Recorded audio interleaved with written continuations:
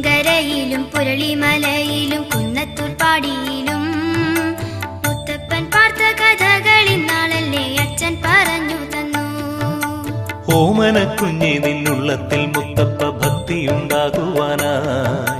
പറശ്ശിനി ദേവന്റെ കാര്യങ്ങളൊക്കെയും അച്ഛൻ പറഞ്ഞതാണേ.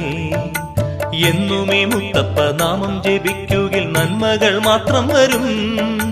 നമ്മുടെ സങ്കടമൊക്കെയും മുത്തപ്പൻ സ്വന്തമായി ഏറ്റെടുക്കും.